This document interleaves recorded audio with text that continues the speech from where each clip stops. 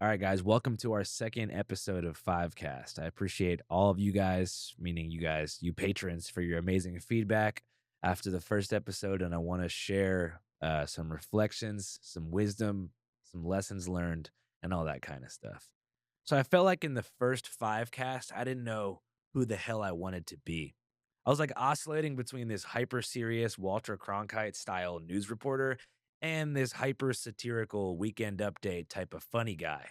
And you guys might not know this because you never sat down for an official newscast in a green screen studio. But when you're staring into a camera, it's kind of like a fork in the road. On the left is be a funny guy that everyone likes to laugh with. And on the right is be a very serious genius. But I'm not a comedian or a scientific researcher with too deep of a political science understanding. So I'm just going to split the difference and be myself. Today's not really an episode, but it's more of some parting reflections after the first go around, and I really appreciate you guys like being the incubators for some new, fresh, good ideas. It's trying new stuff that gets me excited. It makes me want to get up and go to work every day. So shout out to the real patrons on the damn internet front lines, keeping the shit moving. So another kind of big lesson I learned came after I clipped out some of the different parts of that particular Fivecast onto the YouTube channel called Channel 5 Clips. We usually like use that channel to break clips up and try to get people to watch the main videos on the YouTube channel, but in this particular instance, I broke those clips up to see how the public would respond to it. So I had 3 different clips that I posted for a very brief window on the Clips channel. I had a clip talking about Trump's acquisition of Greenland. I had a clip talking about the peace talks between Trump and Zelensky about the Ukraine-Russia ceasefire or soon to be ceasefire. And then I talked about the P. Diddy related court claims made against the Atlanta comedian Drewski. And I kind of just wanted to see what people liked, what was landing. I came back the next morning after going to sleep and I saw that the Drewski clip had 25,000 views and like hella different comments, and the other videos had less than 1,000 views. And that kind of reminded me of something that I already knew, which is that drama sells a lot more than news, and that controversy and allegations and scandals about celebrities is something that the public has an insatiable appetite for consuming. And they actually seem to care more about celebrities and famous people getting in trouble or saying the wrong thing or doing the wrong thing than they do about international news events.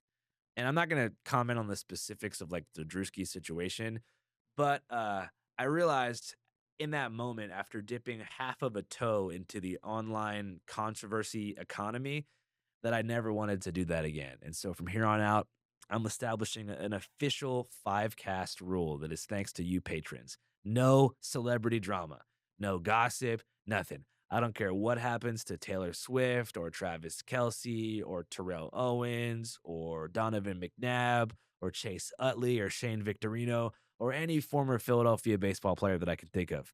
I'm going to focus on the real news. What the hell's really going on? Not in the hills with these BS ass famous people, because the famous aren't particularly interesting. I mean, I don't mean that as a disrespect to some cool famous people out there, but in my experience, once you've passed a certain plateau of success in your life, all of your concerns become more or less the same. You know what I mean? Like, oh, like I don't want to be late to the Oscars. Oh my God, what is People Magazine asking me about now? Should I go to the Versace store or the Givenchy store? Those are not the concerns that the common person is thinking about. And I make this show for the people, para la gente. So that's kind of where I'm at right now. I'm gonna divide the 5 cast into a couple different segments now. I want to start the 5 cast off with really positive news and then get into some undercovered stories that I personally find interesting. I've been subscribed to this news network called www.goodnewsnetwork.com. It's like a therapeutic resource for people who suffer from like clinical depression and are also addicted to news media.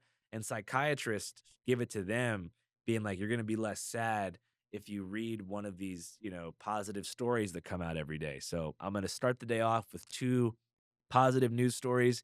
And then I want to take a deep dive into like undercover, dare I say, more blind spot stories. I mean, undercovered, like the Zizians cult, for example, I want to cover next. I want to bring on experts either in person at this physical desk or via Zoom to talk about what the heck's going on. Imagine like a mix between the Daily Show of old and like John Oliver and Channel 5. It's kind of where we're at. Okay, what else should I talk about? All right, I got some more positive news for you guys about Dear Kelly. Let me just take a sip of this Spindrift here. They haven't given us a sponsorship deal quite yet, but if you guys are watching this, if you guys are part of the Patreon crowd, spindrift.com/channel5. It could happen. Just help us out. One sec. So, Dear Kelly has been out for 2 months and 3 days, and we officially just passed the 50,000 rental mark. That means thanks to you guys, we have officially surpassed the HBO film in total revenue.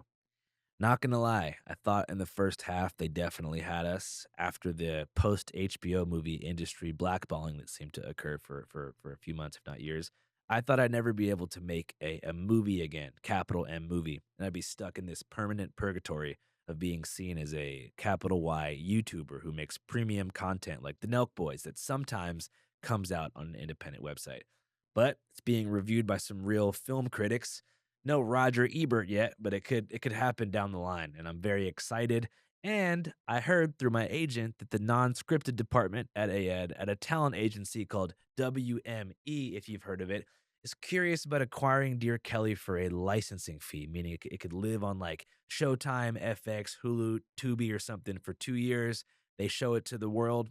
Then in 2027, I get the IP back and I drop it online for free.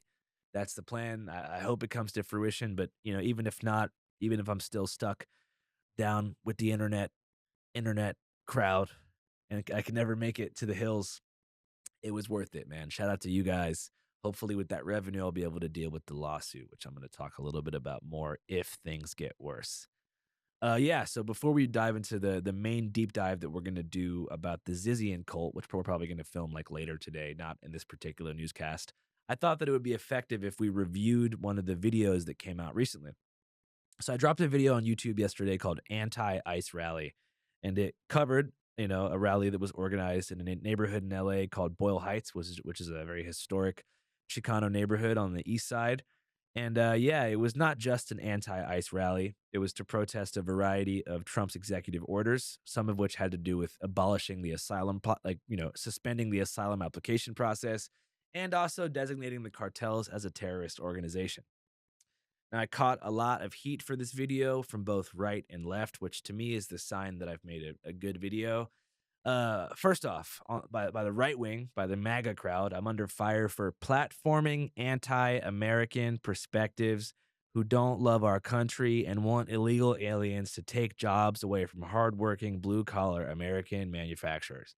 And on the left, I'm being under fire for bringing up the drug cartels in my conversation with the organizers because I was supposed to, I guess, only focus on the labor-seeking migrant issues. I wasn't supposed to talk about the actual situation at the border or the other executive order that Trump passed, but specifically just about ICE raids, which aren't even really happening in LA right now. I mean, they happened a lot in the past, especially with Obama. But from what I have read, there's only been a few different isolated incidents that occurred regarding deportations here in California, at least in LA. I know that in the Central Valley, there's been a lot. In Denver, there's been a lot. In Texas and Arizona and Nevada and New Mexico, there's been a lot, but nothing quite yet in California, which is a good thing.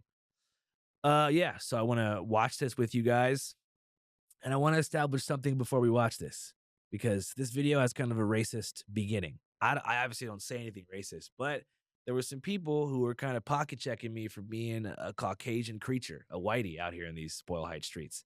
Now, I'm not the kind of white person that gets upset when people say things about white people. I'm not like that kind of guy, especially when I'm in the field. Like if I were to go to O Block or like, back to North Philly, Kensington, and somebody was like, "What's up with this white boy? See the police?" I'm not gonna have like a white guy freak out and be like, "What the fuck do you mean, brother? We all bleed red. Like, stop being like that." I understand that there's different societal subtexts that are occurring that could make someone believe that I am on the opposite team when I'm actually not. I am, in fact, in support of immigrants, both documented and undocumented. And at the time of this particular video, I had just come back from the El Paso Juarez border where I had engaged with a bunch of great conversations with Mexicans who live in Juarez about how they feel about Trump's designations. And so, like, I had this like fresh discourse that I had just had with people at the epicenter of the issue in my mind. And then I got to LA and like right off the bat, they were like hating on me for being a white boy. And so I think that kind of impacted like my lines of questioning throughout the video to where like when you go to a place and your intention is specifically to like make them look as good as possible, and then they see you and they just start hating on you, like, or like talking about how you're white and shit, it's kind of like disappointing because I was trying to make them look good, but I felt bad about omitting that. Like I wouldn't feel good about putting this video out there without first showing that they were like pretty hostile to me. But I hope that their points, the good points they made, were able to kind of shine through. But either way, let's get into it.